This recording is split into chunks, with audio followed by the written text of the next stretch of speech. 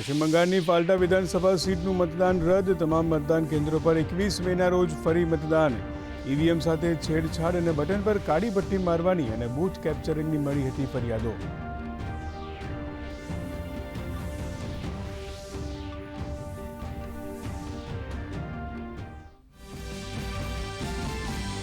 વિદેશમંત્રી doctor S Jaishankar 3 દેશોના પ્રવાસ દરમિયાન પ્રથમ તબક્કામાં પહોંચ્યા જમૈકા. જમૈકામાં વેપારી અને ભારતીય સમુદાય સાથે કરશે મુલાકાત.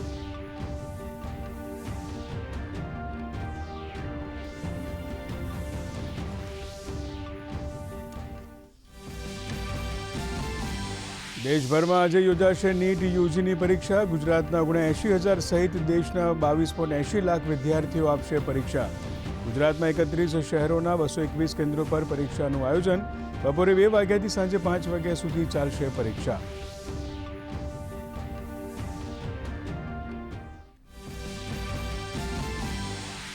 રાજ્યના 5 મહાનગરોમાં યોજાશે ટેટની પરીક્ષા. શિક્ષક અભિરુચિ કસોટીમાં 2 લાખથી વધુ ઉમેદવારો આપશે પરીક્ષા. અમદાવાદ, ગાંધીનગર, રાજકોટ, વડોદરા અને સુરતમાં પરીક્ષાનું આયોજન.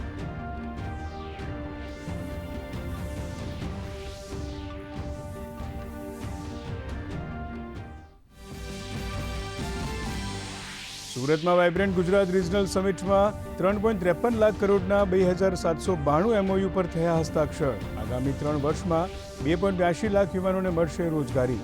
દક્ષિણ ગુજરાતના ઉદ્યોગોને મળશે નવી દિશા.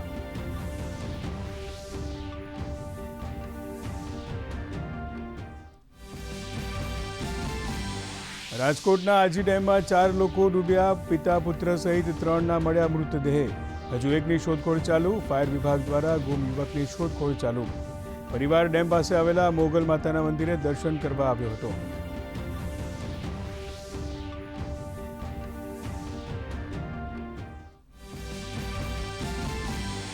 રાજ્યમાં પવનની દિશા બદલાતા ગરમીનો પ્રકોપ રહેશે યથાવત. ઉત્તર ગુજરાત અને સૌરાષ્ટ્રના કેટલાક ભાગોમાં ગરમીનું જોર રહેશે. 2 થી 3 દિવસ બાદ ઘટશે તાપમાન. માછીમારોને દરિયો ન ખેડવા સૂચના.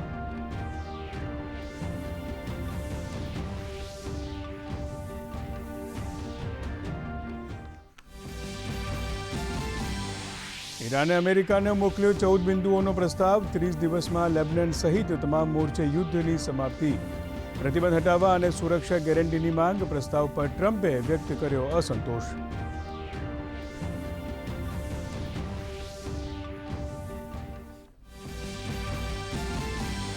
અને બેડમિન્ટન થોમસ કપમાં ભારતને કાંસ્ય પદક. લક્ષ્ય સેનનું ઘાયલ થવું પડ્યું ભારે.